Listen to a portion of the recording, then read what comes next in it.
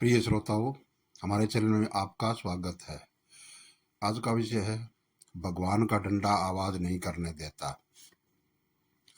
एक एक साधु वर्षा के जल में प्रेम और मस्ती से भरा चला जा रहा था कि उसने एक मिठाई की दुकान को देखा, जहां एक कढ़ाई में गर्म दूध उबाला जा रहा था तो मौसम के हिसाब से दूसरी कढ़ाई में गर्मा गर्म जलेबियां तैयार हो रही थी। साधु कुछ क्षण के लिए वहां रुका। शायद भूख का एहसास हो रहा था या मौसम का असर था। साधु हलवाई की भट्ठी को बड़े गौर से देखने लगा। साधु कुछ खाना चाहता था, लेकिन साधु की जेब ही नहीं थी तो पैसे भला कहां से होते। साधु कुछ पल मुट्ठी से हाथ सेंकने के बाद चला जाता है कि नेक दिल हलवाई से रहा नहीं गया और एक प्याला गर्म दूध और कुछ जलेबियां साधु को दे दी। मलंग ने गरम गरम जलेबियां गर्म दूध के साथ खाई और फिर हाथों को ऊपर की ओर उठाकर हलवाई के लिए प्रार्थना की, फिर आगे चल दिया। साधु बाबा का पेट भर चुका था। दुनिया के दुखों से बेपरवाह वो फिर एक नए जोश से बारिश के गंदेले पानी के छींटे उड़ाता चला जा रहा था। वहां इस बात से बेखबर था कि एक युवा नवविवाहित जोड़ा भी वर्षा के जल से बसता बसाता उसके पीछे चला आ रहा है। एक बार इस मस्त साधु ने बारिश के गंदेले पानी में जोर से लात मारी। बारिश का पानी उड़ता हुआ सीधा पीछे आने वाली युवती के कपड़ों को भिगो गया। उस औरत के कीमती कपड़े कीचड़ से लथपथ हो गए। उसके युवा पति से यह बात बर्दाश्त नहीं हुई, इसलिए वह आस्तीन चढ़ाकर आगे बढ़ा और साधु के कपड़ों को पकड़कर खींचकर कहने लगा, अंधा है तू? तुमको नजर नहीं आता? तेरी हरकत की वजह से मेरी पत्नी के कपड़े गीले हो गए हैं और कीचड़ से भर गए हैं। साधु हक्का बक्का सा खड़ा था, जबकि इस युवा को साधु का चुप रहना अच्छा नहीं लग रहा था। महिला ने आगे बढ़कर युवा के हाथों से साधु को छुड़ाना भी चाहा, लेकिन युवा की आंखों से निकलती नफरत की चिंगारी देख वह भी फिर पीछे खींचने पर मजबूर हो गई। राह चलते राहगीर पर उदासीनता से यह सब दृश्य देख रहे थे, लेकिन युवा के गुस्से को देखकर किसी में इतनी हिम्मत नहीं हुई कि उसे रोक पाते और आखिर जवानी के नशे में चूर इस युवक ने एक जोरदार थप्पड़ साधु के चेहरे पर जड़ दिया। बूढ़ा मलंग थप्पड़ की ताब ना झेलता हुआ लड़खड़ाता हुआ कीचड़ में जा गिरा। युवक ने जब साधु को नीचे गिरता देखा तो मुस्कुराते हुए वह वहां से चल दिया। बूढ़े साधु ने आकाश की ओर देखा और उसकी होठों से निकला, वहां मेरे भगवान, कभी गर्म दूध जलेबियां और कभी गर्म थप्पड़, लेकिन जो तू चाहे मुझे भी वह पसंद है। यह कहता हुआ वह एक बार फिर अपने रास्ते पर चल दिया। दूसरी ओर वह युवा जोड़ा अपनी मस्ती को समर्पित अपनी मंजिल की ओर अग्रसर हो गया।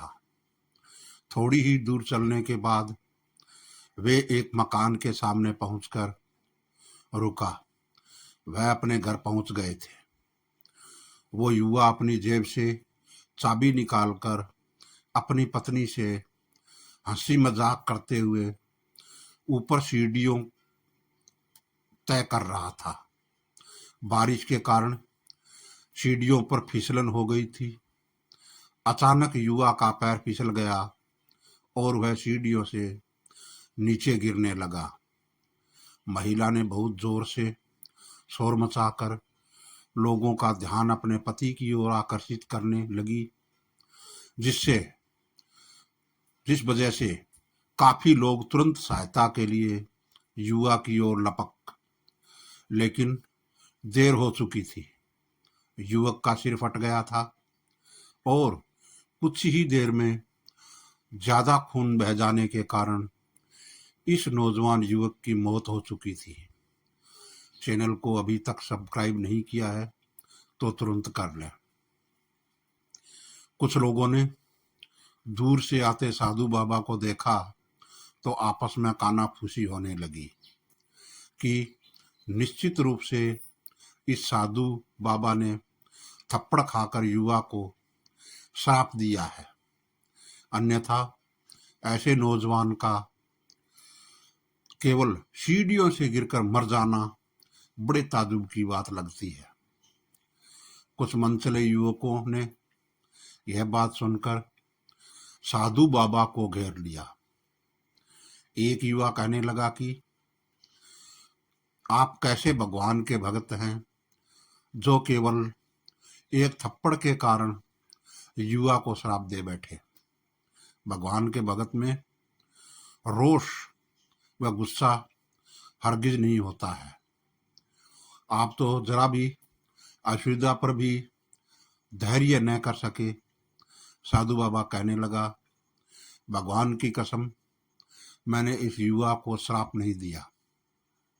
अगर आपने श्राप नहीं दिया तो ऐसा नौजवान युवा सीढ़ियों से गिरकर कैसे मर गया। तब साधु बाबा ने दर्शकों से एक अनोखा सवाल किया कि आप मेरे से कोई इस सब घटना का सशमदीद गवाह मौजूद है। एक युवक ने आगे बढ़कर कहा, हाँ, मैं इस सब घटना का सशमदीद गवाह हूँ। साधु ने अगला सवाल किया, मेरे कदमों से जो कीचड़ उछला था, क्या उसने युवा के कपड़ों को दागी किया था। युवा बोला, नहीं, लेकिन महिला के कपड़े जरूर खराब हुए थे। मलंग ने युवक की बाहों को थामते हुए पूछा, फिर युवक ने मुझे क्यों मारा। युवा कहने लगा, क्योंकि वह युवा इस महिला का प्रेमी था और यह बर्दाश्त नहीं कर सका कि कोई उसके प्रेमी के कपड़ों को गंदा करे, इसलिए उस युवक ने आपको मारा। युवा की बात सुनकर साधु बाबा ने एक जोरदार ठागा बुलंद किया और यह कहता हुआ वहां से विदा हो गया, तो भगवान की कसम, मैंने श्राप कभी किसी को नहीं दिया, लेकिन कोई है जो मुझसे प्रेम रखता है। अगर उसका यार सहन नहीं कर सका तो मेरे यार को कैसे बर्दाश्त होगा कि कोई मुझे मारे। और वो मेरा यार इतना शक्तिशाली है कि दुनिया का बड़े से बड़ा राजा भी उसकी लाठी की से डरता है। यह सच है, उस परमात्मा को लाठी दिखती नहीं है और आवाज भी नहीं करती है, लेकिन पड़ती है तो बहुत दर्द देती है। हमारे कर्म ही हमें उसकी लाठी से बचा सकते हैं। बस कर्म अच्छे होने चाहिए। कहानी अच्छी लगी हो तो हमारे चैनल को सब्सक्राइब कर लें। आपका दिन शुभ रहे। जय श्री राम।